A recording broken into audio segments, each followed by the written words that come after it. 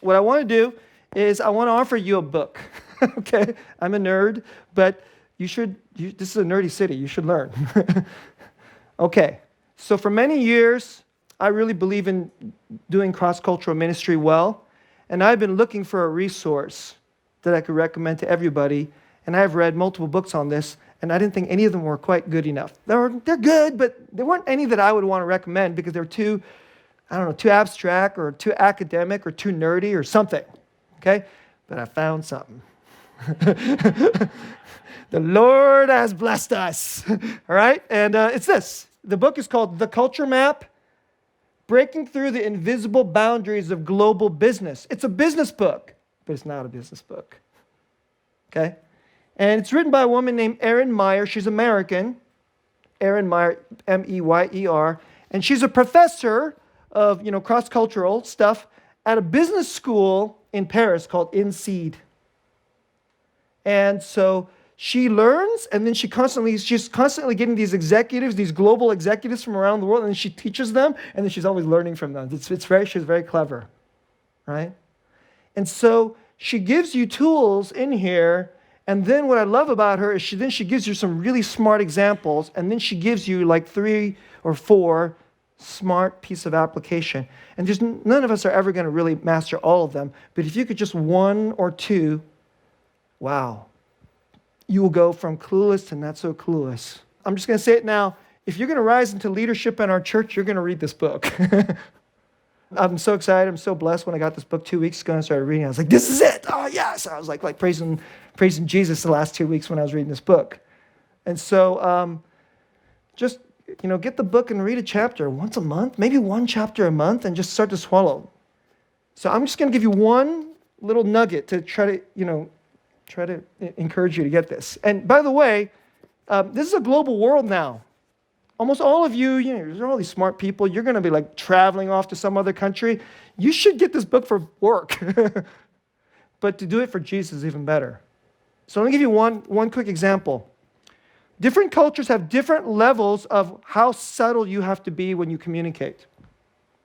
So it's called low context, high context. They have a name for this. So you guys all know this, right? So some cultures, you could just be blunt and direct. In some cultures, if you're blunt and direct, you'll just offend people. They want you to be more indirect and say things in a little bit nicer, always nicer way. A lot of you in this room are, you come from more Asian descent. Just, guess what? According to Erin Meyer, the country that has the most direct speaking, low context culture is, guess which country? USA. You're living in it. This is the most direct speaking country, our country. It's generally where all the people from somewhere else. Which is the country that you think they really want you to speak in this most kind of like subtle, indirect way? It's Japan. Japan. So Japan is on this end of the spectrum.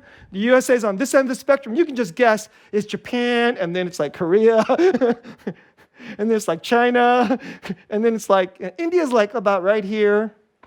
The Dutch are about right here. The Russians are about right here, and then like America is like way over here. Okay? So that's not surprising, right? So if you're on Asians, you can't be over blunt. That's one of the reasons why Koreans don't like me, because I'm too blunt. Okay, here's the part. But the second chapter was amazing. Then in the second chapter, they said, but there's another thing about giving negative feedback. So you're in a business world. Your coworker, you got 3 coworkers. This guy's Dutch, this guy's Indian, and this person is like from Vietnam. You have to give negative feedback to all your coworkers at some point, right? So everybody knows that Americans are the most direct, blunt people. Everybody thinks that. Everybody thinks that. So you know what they also assume? They assume that the Americans are also direct and blunt in negative feedback. Guess what? That's false. So there is a spectrum, negative feedback spectrum. These are the people who are very, very subtle, and they always say it in the nicest way they possibly can. And then here's the people that are just like direct, rude, brutal, in your face. Boom. America, here's this end of the spectrum. Here's this. You know where America is? Right in the middle. It's really interesting. So you got all these Dutch people, they work with Americans, and they just assume, if you really have a problem with me, you'll just tell me directly to my face, because you're American, man. Americans, you're just these blunt people. But then the American does not give negative feedback that way. They kind of say it and they kind of put a couple compliments in there, and then they try to say it in a little bit, they say this, like tough point in a little bit nicer way, because that's how we do it in America, right? And you know that in Holland, if you're Dutch, they don't like it. They think it's disrespectful. Do you think I'm a child? Why don't you just tell me the truth? How am I supposed to improve at my job unless you just tell it to me straight, man? So when the American gives this nicer feedback, they don't like it. Isn't that interesting? Wouldn't it be good to know?